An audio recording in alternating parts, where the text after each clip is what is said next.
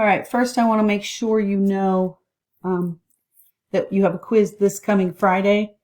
It will be your Friday assignment, so make sure you get that done. And it'll be on the simplifying radical rationals. It will be on the graphs of y equals k over x and y equals k over x squared.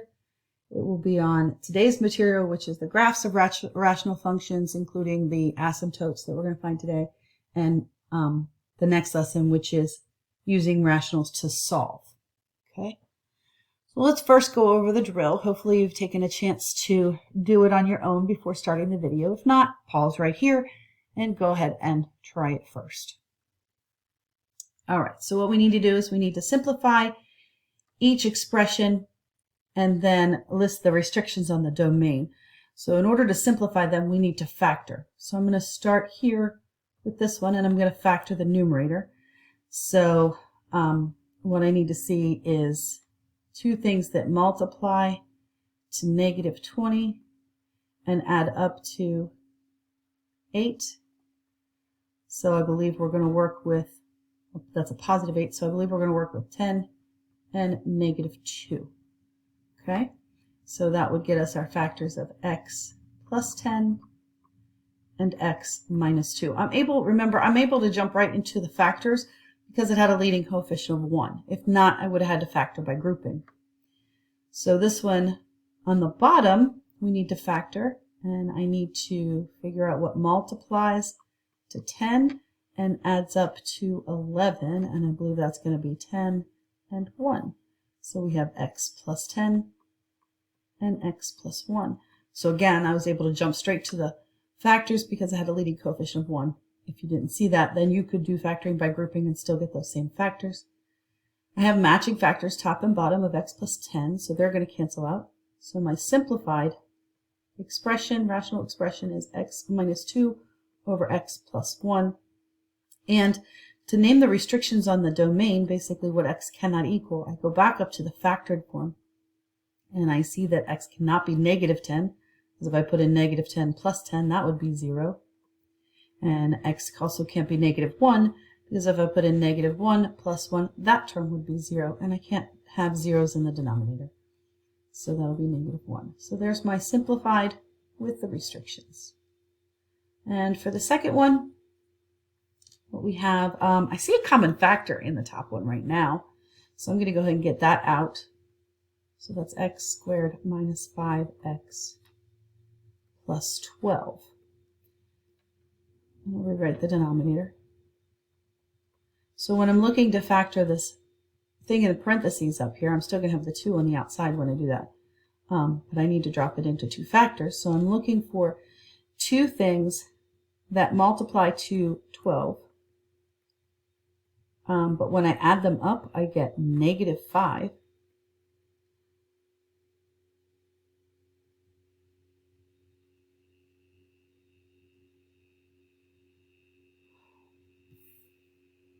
And we can't find anything that does that. So really, this top is our simplified form. So I'm going to go ahead and erase these factors. And I'll just rewrite it as it is. Okay. And when I factor the bottom, that's the difference of two squares. So that gets me x plus 2 and x minus 2. Now nothing cancels out, but we can still come up with the restrictions based off of this denominator before anything's canceled. And our restrictions are going to be that x can't equal negative 2 because of this factor. And because of this factor, x can't be positive 2. So that's as simple as that one goes. All right, so for today's lesson, what we're going to be working with is basically the graphs of rational functions and being able to identify the domain and range, but most importantly, the vertical asymptote and the horizontal asymptote. Last time we looked at the graphs, the two different graphs of inverse functions, and one of them looked like that. That was when x, which was in the denominator, was to the power of 1, and the other one looked like this, and that's when x was in the denominator to the power of 2. Okay, so keep those in mind. Both of those have vertical asymptotes. Now the problem with these three equations, I can't just simply say that the asymptote is x equals 0 and y equals 0 because it looks like there's been translations. So for the domain, I still look at that restriction piece and I say, oh, well, because the denominator is x minus 3, if I had 3 right here, that would make my denominator 0, so that can't happen. So the domain here is x cannot equal 3. And the reason for that is because what's going to happen at 3 is it's going to actually be our vertical asymptote. So this is the line that the graph approaches but never touches. So the vertical asymptote is the equation x equals 3. So you can see how the domain and the vertical asymptote relate to each other. Now looking at the range for this one, looks like, well, let me go ahead and circle that one so we know that this is where we got the 3 from. So that's going to be in blue. Now, when we go to look for the range or the y value, what we're going to do is we're going to look at this piece of it, the thing that is added on the outside, which will actually change the y values. So we're adding 4. So that means that instead of y not being able to equal 0, we've actually moved it up, and y cannot equal 4, which gives us the horizontal asymptote of y equals 4. So this graph will have moved up 4 spaces, and it will have moved to the right 3 spaces. Okay, so I'm going to do the same thing with the second one. I'm looking at the denominator, and that's going to help me get the domain. So x cannot equal negative 6, which then gives me the vertical asymptote of x does equal negative 6. So it's basically saying the same thing. X can't equal negative 6 causes there to be an asymptote at x equals negative 6. All right, and we're going to use this plus 9 to recognize the range. So the range is going to be everything except for 9, okay, which makes the horizontal asymptote y equals 9. Okay, and this third one, this time I'm looking at this bottom piece. So this is squared, so it's actually going to look like this function. But it doesn't really make a difference except for the range. Remember, the range was only positive in this case. So I'm going to acknowledge that when I get to the range and the horizontal asymptote. As far as the domain goes, I can't have this equal 0. So that would be x can't equal a positive 1. Because if I put 1 minus 1, that would be 0. Causing my fraction to be undefined, which means then my vertical asymptote is x equals 1. Now, when I look for my range, okay, I'm going to say that this went down 8 spaces. Well, the range of the original was y is greater than 0. So now the range is going to turn into y is greater than negative 8. Okay, so it's not just one thing that's equal to or not equal to. It's that all of the y's, if I move this graph down 8 spaces, it would create an asymptote right here, and my graph would go up like that. So y has to be greater than negative 8, which then means that I actually have an asymptote at negative 8. So you can see where all those pieces are going to come from to help us identify the pieces of a graph. So the rule for our vertical asymptote is going to be when we have expressions that are like this and we need to simplify them. We're actually going to look at the zeros of the denominator after simplifying. So we're still going to get the domain from the denominator before simplifying, but the asymptote actually will be recognized after it's simplified. So there's 2 different things that happen there. So first, let's go ahead and simplify. So the first thing I see is a common factor of 2, so I'm going to pull that out. That's x squared plus 2x minus 8. And the bottom is going to be 3, and that's x squared plus 4x minus 12. Okay? So what I'm looking at factoring up here, I see 2, and then I have x plus 4 and x minus 2. And then in the denominator, I still have my 3, but then I have x plus 6 and x minus 2. So before I start crossing anything out, what I can do is right at this stage, I can pull out the vertical asymptotes. So the vertical asymptotes are going to be x equals negative 6. I'm sorry, not the vertical asymptotes. Forgive me. I'm going to pull out the domain before I simplify. And x cannot equal negative 6, and x cannot equal positive 2. But then I keep going, and I go ahead and simplify at that point, and I get that 2 times x plus 4 over 3 times x plus 6. Okay? So what this now tells me after simplifying is it tells me my vertical asymptote is at x equals negative 6. So it doesn't necessarily match. It's part of the domain, but the domain is also taking care of that. Once we simplify it, though, that's no longer a factor in the graph. So the only thing in the graph is the vertical asymptote that didn't get simplified out. All right, let's try another one. So again, I see a 2 in the numerator that can come out. So 2x squared plus 8x plus 15. And I see an x in the denominator that can come out. Now we got to pay attention to that x.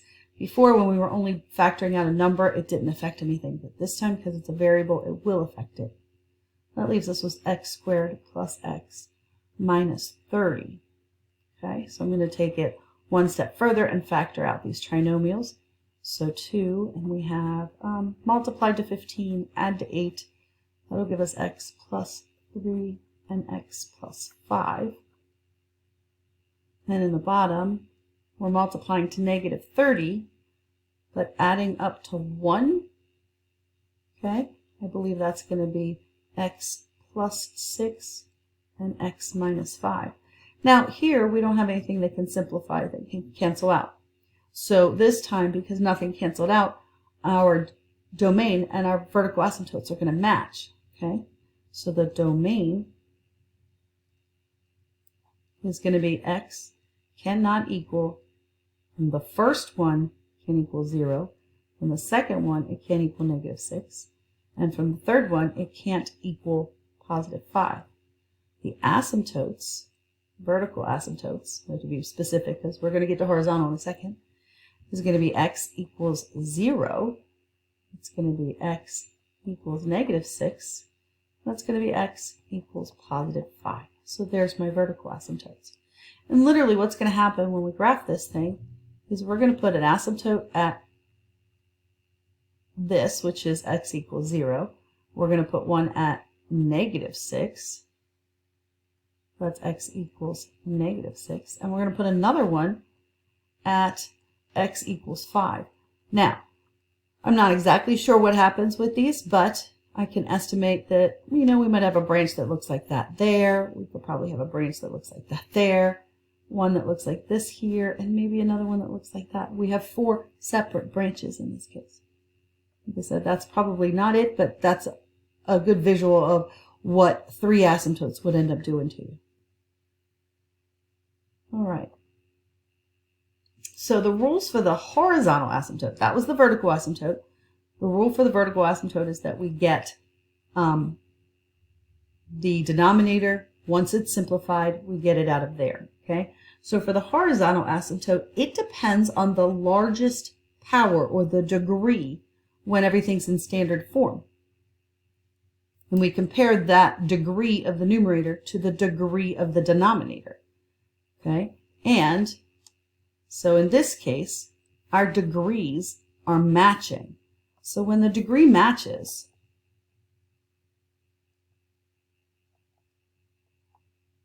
what we do, so the degree is matching, that's great.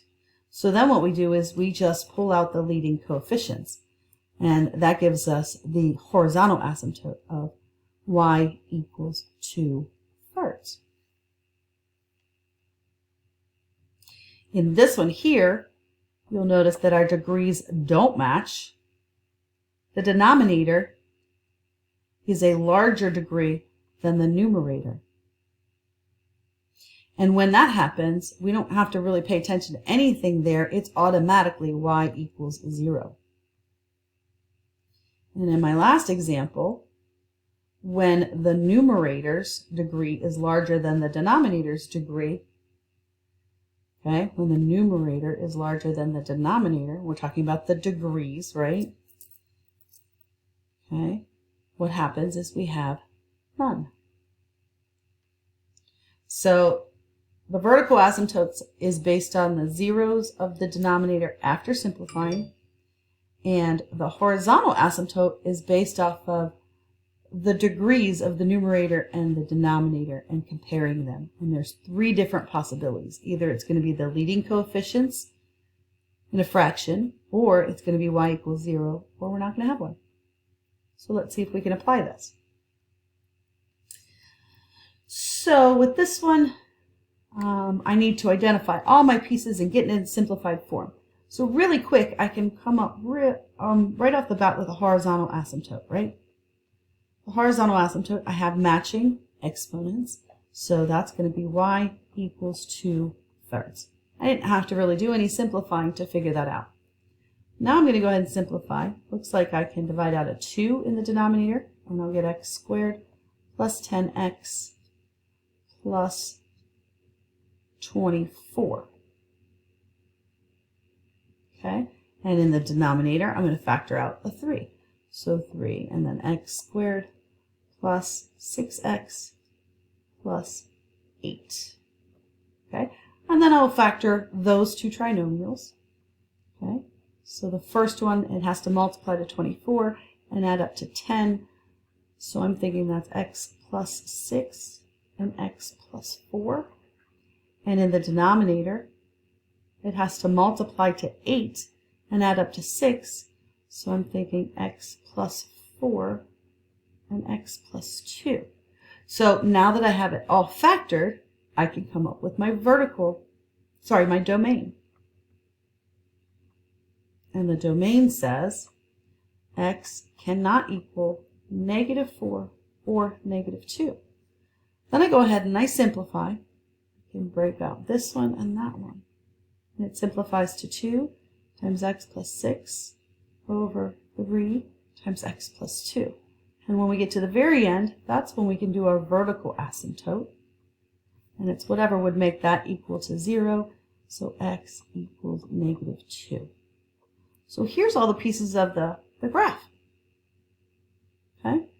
And then I could actually make a table or go to my Desmos and graph this, and we can see that that's what would happen. Okay, same thing on this one. Right off the bat, I see that my powers match, so that would give me my horizontal asymptote, and that would be 1 over 1. So y equals 1 is my horizontal asymptote. I'm going to go ahead and factor this. So 2 things that multiply to -20 and add up to 1. We got x plus 5 and x minus 4. And then this bottom is 2 things that multiply to 32 and add up to 12. And I'm thinking x plus 8. Oops, so minus, my fault. Should both be minus. X minus 8 and x minus 4. So right there I could pull out the domain. So the domain is x cannot equal 8 or 4. And then I simplify it, so I can cross those 2 out, and my simplified expression is x plus 5 over x minus 8, which gives me a vertical asymptote of positive 8. So x equals 8 is my vertical asymptote. All right, we'll try another. My degrees match, so that tells me my horizontal asymptote is y equals 1 over 1, just 1. I'm going to go ahead and factor it. I believe our numerator multiplies to 4, adds to 5. It's going to be x plus 4 and x plus 1. The denominator, I need to multiply to negative 5 and add up to 4. So I think it's going to be x minus 5 and x plus 1. So that gets me the domain. And that x cannot equal 5 or negative 1. Then I simplify. And I get it as x plus 4 over x minus 5. So that gets me my vertical asymptote of x equals positive 5. Okay. For this one, I notice that the degree of the numerator is larger than the degree of the denominator. So that tells me about the horizontal asymptote, and what it tells me is that there is none. Okay. So I'm going to go ahead and do some factoring. So in the top, I can factor an x out here. And that would leave me with x squared plus 6x plus 5. I don't have any common factors in the bottom. So now let's break these apart. So I leave the x in the top, and multiplies to 5 adds to 6. I'm looking at x plus 5 and x plus 1. The bottom of that looks like the difference of two squares, which is x plus 5, x minus 5. So I can do the domain. Okay, and the domain says x cannot equal negative 5 or positive 5. And then I'll simplify. And I'll get x times x plus 1 over x minus 5. So then my vertical asymptote becomes x equals 5. Okay? So go ahead and try this one on your own, and then pause the video, try it, and then come back and see if you got it right. I'm going to go ahead with the answers, with the results now. So really quick, I see that the degrees match, so that means that my horizontal asymptote is going to be y equals 4 over 2, which means 2. So it's actually y equals 2, okay, when it's simplified. I'm going to go ahead and pull out a common factor in the numerator, which I see is 4.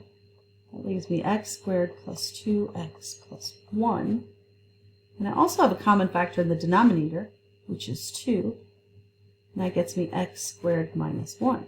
So now I can factor the trinomial in the top. That is actually a perfect square trinomial. So that becomes x plus 1 quantity squared. And the bottom is the difference of two perfect squares. So it's x plus 1 and x minus 1. So that gets me the domain as x cannot equal negative 1 or positive 1. And I'm going to go ahead and simplify this. I have two of these factors up here, so I'm just going to cross one of them out and cross that out.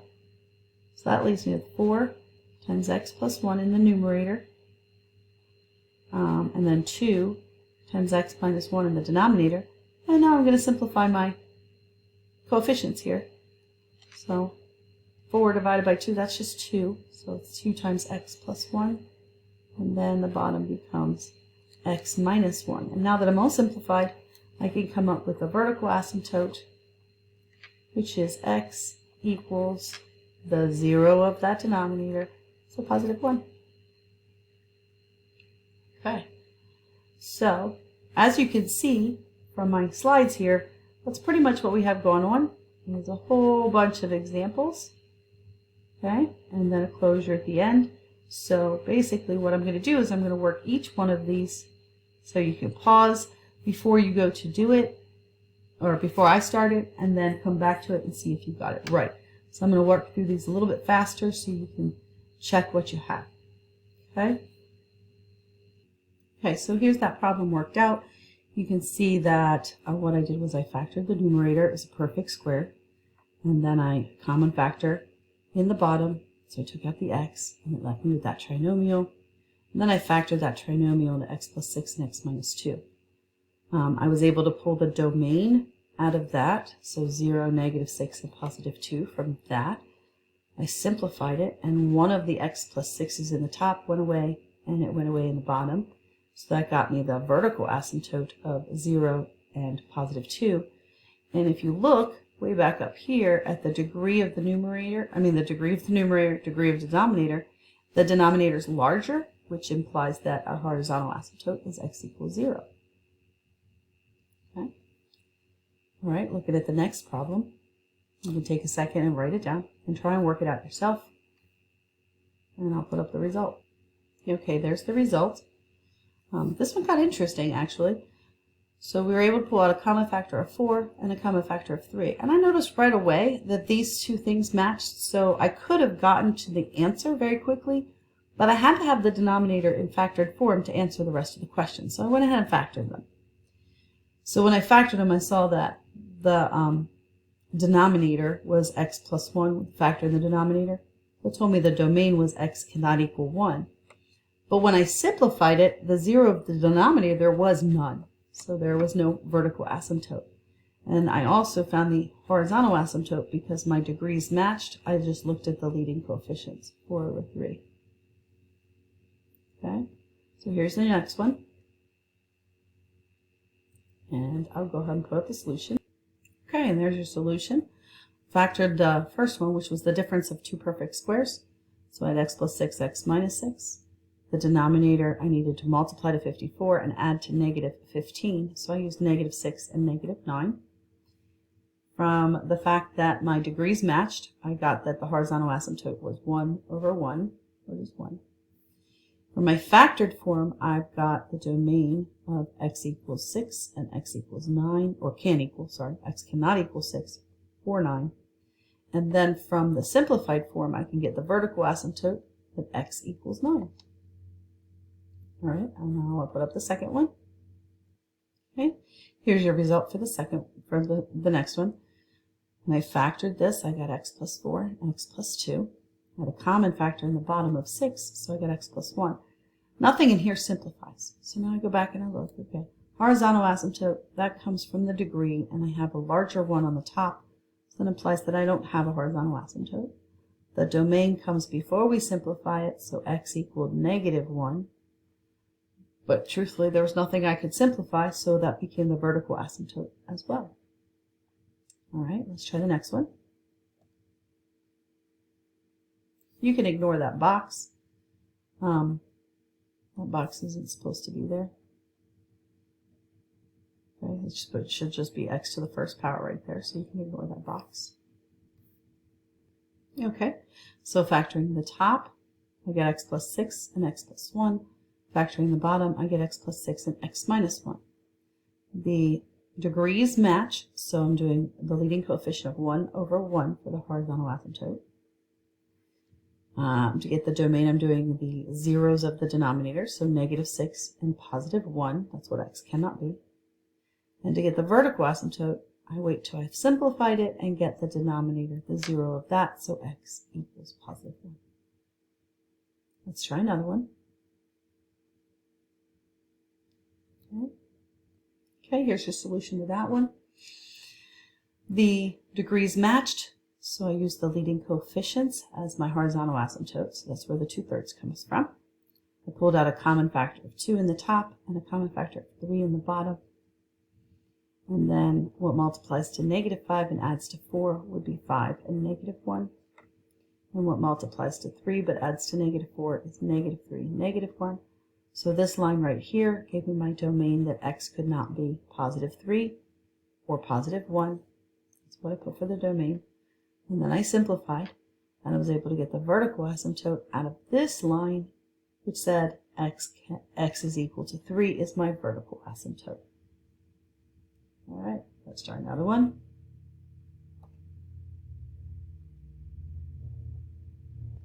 All right, here's your solution to that one. I got the horizontal asymptote because the degrees matched, so I did 1 over 1 and got 1.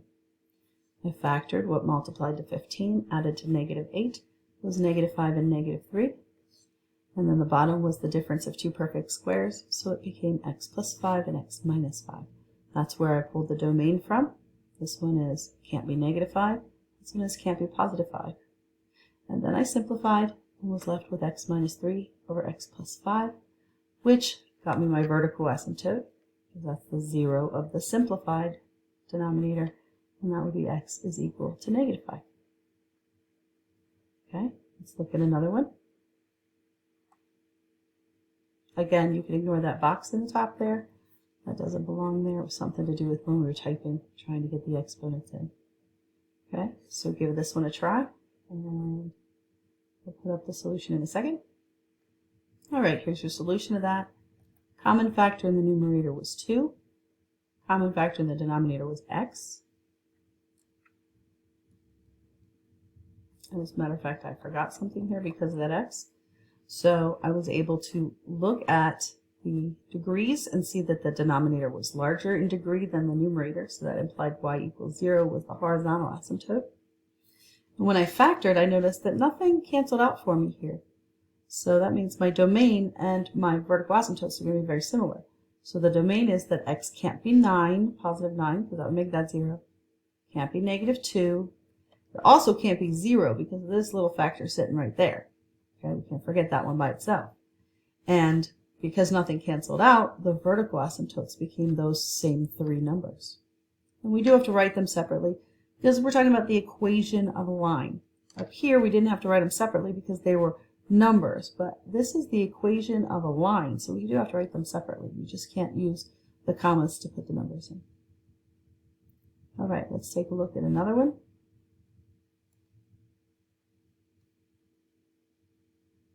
I'm going to put the solution up. Here's your solution.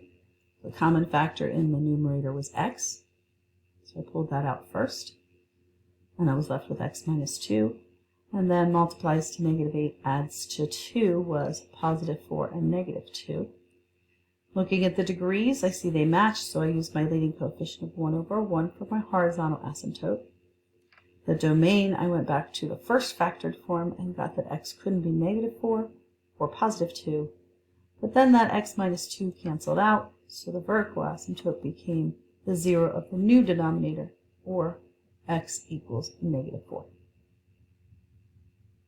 Okay, here goes another one. And I'll put the solution up. Okay, here's your solution. Simple factoring for those two. Negative 15 and 2, so that was plus 5 and negative 3. Multiplies to 15, adds to 8, would be positive 5 and positive 3. So from the positive 5 and positive 3, I got the domain of negative 5 and negative 3. That's the values that x can't be. Then I simplified it, and I see that the new denominator is x plus 3. So that tells me the vertical asymptote x equals negative 3. If I go back and look, the degrees match, so I use the leading coefficients of 1 over 1 to get my horizontal asymptote. All right, let's take a look at another one. Again, I'm going to ignore that box. That was just typing issues he was having. All right, and then I'll put the solution up. And here's your solution. The exponents, the degrees match, so I used the leading coefficients of 4 over 2. 4 divided by 2 is 2, so that's my horizontal asymptote. Factored out the common factor of 4, and then in the bottom I factored out the common factor of 2. So then in the numerator, what multiplied to negative 12 added to 4 was 6 and negative 2. And in the denominator, multiplied to negative 18 added to 7 was 9 and negative 2. So from there I got the domain that x could not be negative 9 and it could not be positive 2. And then the factor x minus 2 canceled out. And one last step was to simplify the 4 over 2 to just 2.